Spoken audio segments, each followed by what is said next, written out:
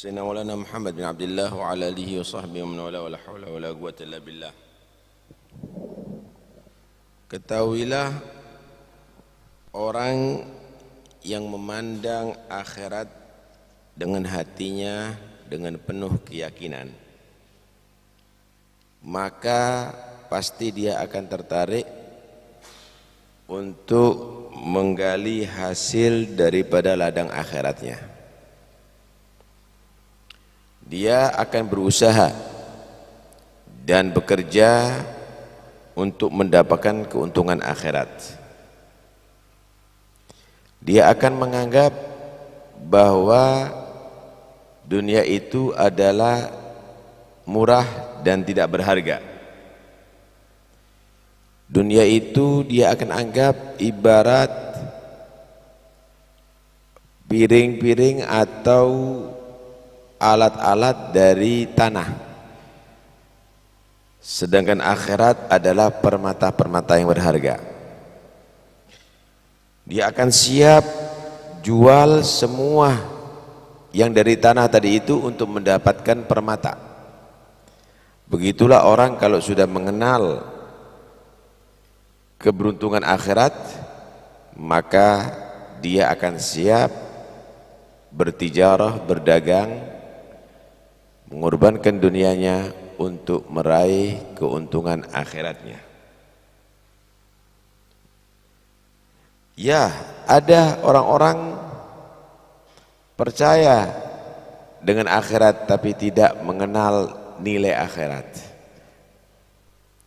Ada orang percaya akan permata tapi dia tidak tahu nilai permata, sehingga ia anggap permata itu adalah seperti neker, seperti mainan. Akhirnya dia lebih mementingkan piring daripada tanah tadi itu, benda-benda perabot dari tanah tadi itu, daripada permata berlian yang begitu mahal. Begitulah ada orang percaya, beriman dengan akhirat, tapi imannya tipis, dia tidak mengenal nilai daripada akhirat, sehingga masih bergumul dalam urusan duniawi, cinta dengan duniawi, ambisi dengan harta dan jabatan. Tahukah Anda apa yang mencegah manusia daripada keberuntungan akhirat? Itu semuanya adalah karena ada musuluk, dia tidak ada usaha, sehingga di akhirat dia tidak mendapatkan surga, dia tidak akan mendapatkan derajat dan keberuntungan yang begitu mulianya. Kenapa tidak mau bekerja atau berusaha? Karena memang tidak ada semangat, tidak ada keinginan. Tidak ada keinginan karena apa? Karena tidak ada iman dan percaya, atau tipisnya iman dan percaya. Dari sebab apa kurangnya iman atau tipisnya iman, atau bahkan tidak adanya iman? Dari kurangnya pemberi petunjuk atau pembimbing yang mengingatkan kita akan besarnya nilai akhirat dan hinanya daripada dunia.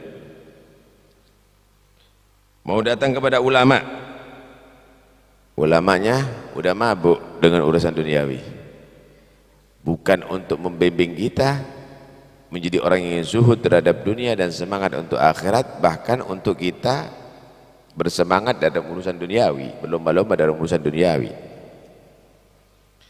Lah kalau sudah demikian, tidak ada peduli lagi dengan akhirat, bodoh terhadap akhirat, kemudian tidak ada juga pembimbing yang membimbing kita untuk lebih mementingkan urusan akhirat, maka sedikit sekali orang yang bekerja untuk urusan keberuntungan akhirat. Allah membahasakan urusan akhirat ini dengan tijarah. Hal adullukum ala tijaratin tunjikum min adzabin alim. Tidakkah kamu aku berikan petunjuk, kata Allah, atas tijarah, perdagangan yang bisa menyelamatkan daripada adab yang sangat menyakitkan. Allah bahasakan dengan tijarah. Kenapa? Karena kita akan di akhirat itu dengan membeli, saudara. Membelinya apa? Dengan kita zuhud terhadap dunia. Dengan kita zuhud ada di atas dunia. Dengan kita menahan hawa nafsu di atas dunia, maka kita akan bisa mendapatkan akhirat. Allah bahasakan juga dengan kata jual beli untuk urusan akhirat. Innallaha ashtara minal mu'minina anfusahum wa amwalahum bi anna lahumul jannah. Allah itu menawarkan, siapa yang mau menjual jiwa dan harga dan hartanya untuk Allah, maka Allah akan ganti dengan surga. Karena itu siapa orang yang tidak mau mengorbankan urusan dunianya, jangan berhayal dia akan bisa menikmati ada di surga. Dia akan susah nanti ada di akhirat. Tapi siapa orang yang dia tadi itu mau berusaha untuk akhiratnya, dia akan mendapatkan dua kenikmatan di dunia dan juga ada di akhirat. Wa man yurid harthal akhirah nazid lahu fi harthih wa man yurid harthad dunya nu'tihi minha wa ma lahu fil akhirati min nasib. Siapa orang yang dia tadi itu mengerjakan ladang akhiratnya, aku tambahi, kata Allah Subhanahu wa ta'ala, hasilnya. Artinya bukan hanya akhirat, dunia juga dia dapat. Siapa orang yang dia garap cuma ladang dunianya, bukan ladang akhiratnya, mungkin aku kasih, mungkin tidak, tapi nanti di akhirat dia tidak akan mendapatkan apa-apa. Yang tidak mau berkurban di atas dunia, jangan berharap surga Allah nanti ada di akhirat. 6. Bagi orang yang memang berharap untuk akhirat, tujuannya adalah akhirat, harus dia memahami apa saja rintangan-rintangan yang harus ia lalui supaya mulus jalannya untuk menuju kebahagiaan dan keberuntungan akhirat. Ini yang harus kita hadapi, saudara. Pasti kalau 4 rintangan ini kita lalui, insya Allah mulus kita untuk jaya sukses ada di akhirat. Wa mahya, apa itu 4? 4 ini adalah pertama al-mal, harta. Yang kedua al-jah, kedudukan, jabatan kalau bahasa sekarang. Ketiga at-taglid, fanatik. Keempat al-maksiyah, maksiat. Kalau kita ingin sukses akhirat, 4 ini harus kita lalui. Pertama al-mal, harta. Gimana caranya kita bisa melewati rintangan harta ini yang menjadi hijab antara kita dengan kejayaan akhirat? Harta yaitu dengan cara kamu sedekahkan. Dengan kamu cara sedekahkan. Ambil seperlunya untuk kebutuhan kamu. Ya, kamu perlu dengan harta untuk kehidupan di atas dunia, keluarga kamu. Selebihnya sedekahkan untuk akhirat kamu. Kenapa? Semenjak hati kamu itu condong kepada harta, dengarkan baik-baik, semenjak hati kamu tadi itu condong dengan harta, berarti kamu terbelenggu, dan itu akan menjadi hijab kamu akan bisa bahagia dari akhirat. Di tubuh manusia itu ada satu sifat yang pasti ada, saudara, yaitu asyuh, eman kalau bahasa Jawanya, eman. Karena itu Allah menyatakan wa man yuga syuhha nafsihi faulaika humul muflihun. Siapa orang yang terlindungi daripada penyakit eman pada dirinya, maka dialah orang yang sukses. Mau sedekah berat eman, ini jangan dituruti nih. Lawan, maka kamu akan muflih, kamu akan beruntung. Kalau enggak, kamu akan menekik diri kamu sendiri. Nabi menggambarkan orang yang kikir itu, punya harta tapi kikir, seperti orang pakai baju besi. Semakin disereti, semakin dia tidak berdaya. Semakin tidak berdaya. Mau jalan berat, mau ini semakin seret, semakin kendor, semakin dia tadi itu lebih lega. Kalau perlu nanti copot daripada dirinya, maka dia akan lenggang jalannya. Begitulah asyuh, begitulah al-bukhul, kekikiran. Semakin kuat semakin gak berdaya. Untuk dirinya dia bakhil. Mau beli sate mikir, ahsan puasa ini, tapi puasanya bukan tagarub ini. Nah, akhirnya makannya diirit-irit begitu. Untuk dirinya, untuk keluarganya bakhil. Lah kalau sudah demikian dia mencekik dirinya sendiri. Dan kalau sudah penyakit bukhul itu ada, kalau penyakit kikir itu ada, al-hiris, penyakit tamak itu akan muncul. Apa penyakit tamak? Egois. Yang penting anak untung, gak peduli yang lainnya rugi. Yang penting anak kenyang, gak peduli yang lainnya lapar. Terus demikian. Kedua, rintangan untuk yang harus kita lalui untuk supaya menuju kesuksesan akhirat. Al-jah, yaitu kedudukan, ketenaran, kehormatan. Gimana cara melaluinya? Kita harus paksakan diri kita menjadi orang tawadhu. Kita harus lebih senang tidak dikenal daripada menjadi orang terkenal. Kita tinggalkan popularitas. Dipajang fotonya di tengah-tengah jalan. Dengan penampilan seakan-akan dia khusyuk padahal hatinya tidak pernah khusyuk. Dengan penampilan seakan-akan dia seorang dai padahal dia tadi itu adalah tidak bisa mengajak dirinya untuk khair. Dia harus menghindar daripada daerah-daerah untuk supaya dia dikenal, atau amalan-amalan yang bisa menjadi orang simpatik kepada dia. Kapan manusia itu ada hubbul ishtihar, ingin menjadi orang dikenal, maka dia menjadi orang sibuk dengan makhluk, bukan sibuk dengan Allah subhanahu wa ta'ala. Hatta sholatnya mikir makhluk, bukan dia memikir kepada Tuhannya.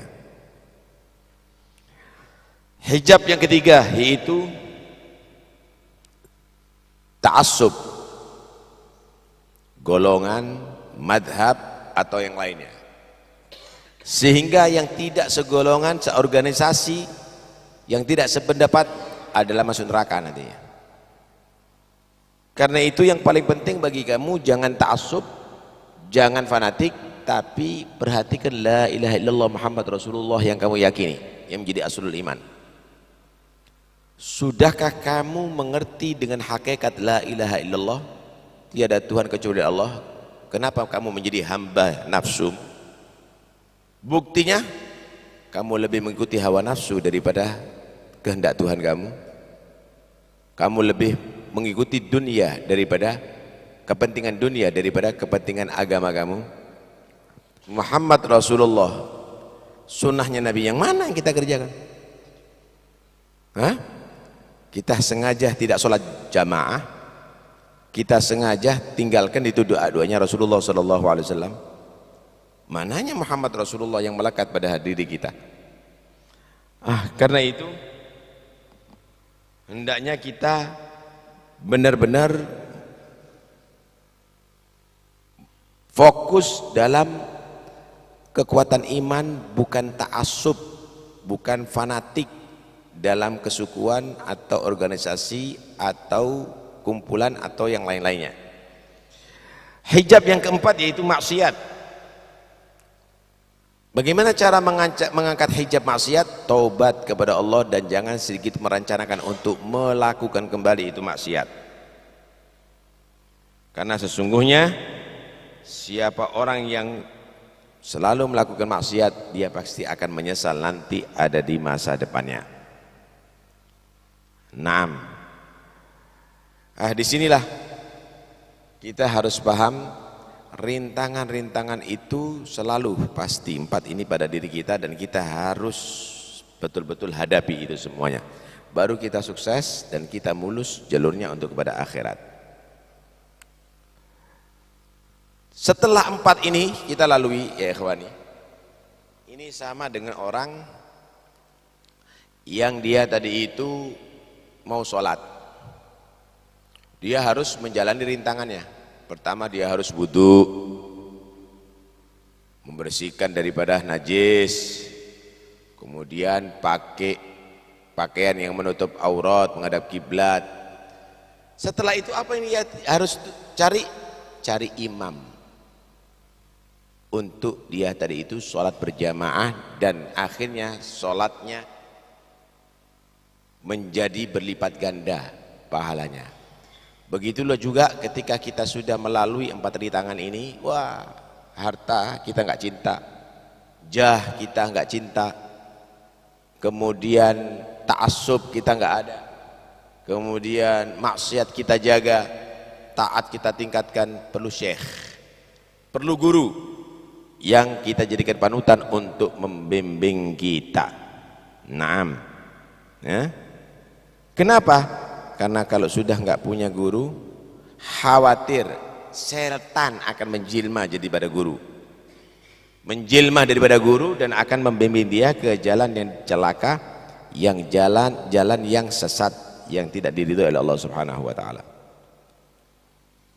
Kalau orang menanam tanaman, maka tanaman tadi itu akan dirawat, dipupuk, disiram, dan tanaman itu insya Allah akan berbuah dengan buah yang bagus. Begitulah guru kalau punya murid, guru tadi itu akan selalu membimbing, tapi guru yang arif ini, dia akan merawat itu muridnya sampai hasil. Lain kalau tanaman liar. Kalau tanaman liar biasanya buahnya nggak bagus, kalaupun itu tidak berbuah, mungkin juga tidak berbuah, atau mudah kering. Kenapa? Karena tidak ada yang menyirami itu tanaman, tidak ada yang merawat itu tanaman. Begitulah kalau seorang tadi itu berjalan dengan sendirinya tanpa syekh, maka dia banyak gagalnya. Kalaupun tidak gagal, hasilnya tidak maksimal nantinya. Karena itu wala buzda bi syaikhin tasiru bi sayrihi ilallah min ahli nufus zakiyati. Harus ada syekh yang kita mengikuti jejaknya, syekh yang kita mengikuti jejak.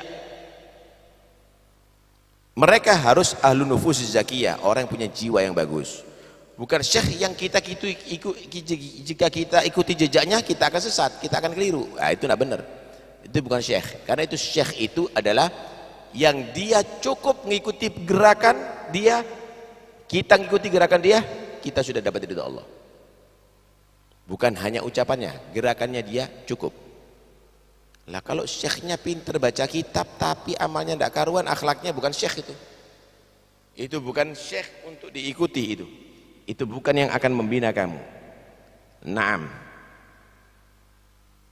Nah, kalau sudah ketemu syekh yang demikian ini, maka kamu boleh pasrah kepada dia, jadikan dia seperti dokter untuk mengobati kamu.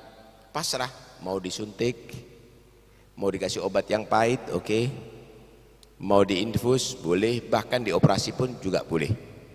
Begitulah kalau sudah ketemu dengan syekh yang arif tadi itu. Semoga insya Allah Allah pertemukan kita dengan syekh yang arif, yang bisa memberikan kita obat daripada segala penyakit yang ada dalam zahir kita dan batin kita, dan memberikan kita petunjuk untuk ke jalan kepentingan keselamatan kita sampai ada di akhirat, bukan urusan duniawi yang akan menjadi hijab kita dengan akhirat. Amin Allahumma amin. ربنا آتنا في الدنيا حسنة وفي الآخرة حسنة وقنا عذاب النار. صدق الله العلي العظيم وبلغ رسوله النبي الوفي الكريم. وعلى محمد منا ومنكم أفضل الصلاة وأشرف التحية وأزكى التسليم والحمد لله رب العالمين.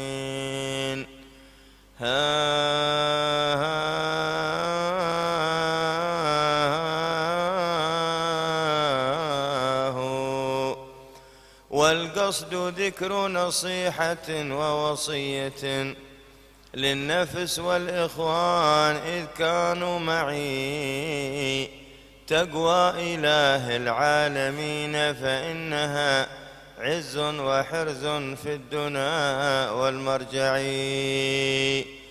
فيها غنى الدارين فاستمسك بها، والزمتنا ما تشتهي وتدعي، والزهد في الدنيا الدني متاعها، دار الوبا فما بها من مرتعي، تلهي عن الأخرى ولا تبقى ولا تصفو بحال فاجتنبها أو دعي، وعليك بالصبر فلا تعدل به شيئا، وبالشكر الأتم الأوسع، والخوف لله العظيم وبالرجاء، فكلاهما مثل الدواء الأنفع، والصدق والإخلاص لله احتفظ بهما، فإنهما عماد المشرع، والتوبة الخلصاء أول خطوة للسالكين إلى الحماء الأمنع، وبمر ما يقضي الإله وحلوه كن راضيا، ومن التوكل فاكرعي، ولصالح النيات كن متحريا مستكثرا منها، وراقب واخشعي، واقنع بميسور المعاش، ولا تطل أملا وعما لا يحل تورعي، واحذر من الكبر المشوم فإنه داء، ومن عجب وشح مهلع، ومن الرياء إنه الشرك الخفي، ومن التفحش سيمة العبد الدعي، والنفس رضا باعتزال دائم بالصمت مع سهر الدجى وتجوعي، وهواك جاهده جهاد منازع ومخالف مثل العدو الأبشع، واعمر بأوراد العبادة عمرك الفاني وساعات الزمان المزمع، واتلو القرآن كلام ربك دائما بتدبر وترتل وتخشع، فهو الغذاء لكل قلب مهتد، وهو الدواء لكل قلب موجع، وعليك بالصلوات فاعرف حقها ومكانها من دين ربك واخضعي، وأحسن محافظة عليها واحضرا فيها، ولا تغفل ولا تتوزعي، والصوم والزكوات والحج إلى بيت الإله فقم بفرضك واسرعي، واعلم بأنك عن قليل صائر في بطن قبر من فلات بلقعي، ومن القبور إلى النشور لمحشر، والوزن والقسر المهول الأشنعي، ثم المصير لجنة ونعيمها أو حر نار والعذاب الأفظع، يا ربنا يا ربنا ألطف بنا واغفر لنا وارحم وألف واجمعي، يا ربي واجبرنا ووفقنا لما يرضيك عنا، أنت أسمع من دعي، يا رب واختم باليقين وبالهدى أعمارنا والزيغ عنا فادفعي، يا ربي واجمعنا وأحبابا لنا في دارك الفردوس أطيب موضعي، يا ربي واجمعنا وأحبابا لنا في دارك الفردوس أطيب موضعي، يا ربي واجمعنا وأحبابا لنا في دارك الفردوس أطيب موضعي، فضلا وإحسانا ومنا منك يا ذا الجود والفضل الأتم الأوسع. واجعل صلاتك والسلام مضاعفا لنبيك المختار خير مشفع المصطفى الهادي إليك محمد والآل والأصحاب ثم التابعين. والحمد لله الكريم ختامها وقد انتهت فاقبل إلهي وانفعي. والحمد لله رب العالمين.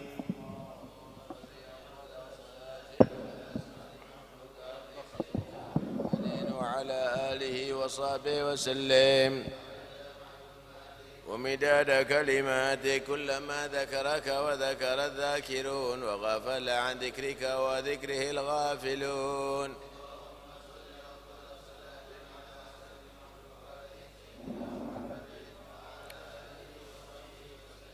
عدد معلوماتك ومداد كلماتك كلما ذكرك وذكر الذاكرون. اللهم صل أفضل صلاة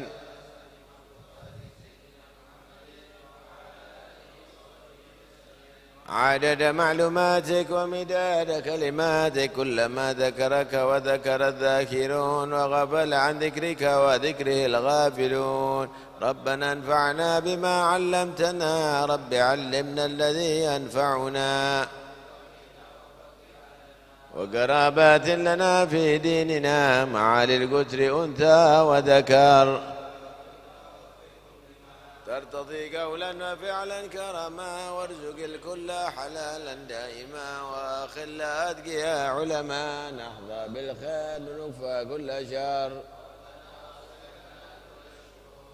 قرب الرضا منك العيون واغض عنا ربنا كل الديون قبل أن تأتينا رسل المنون واغفر واستر أنت أكرم من ستر.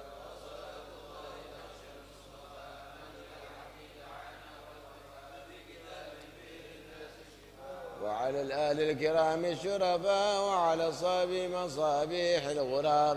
اللهم اهدنا بهداك واجعلنا ممن يسارع في رضاك ولا تولنا وليا سواك.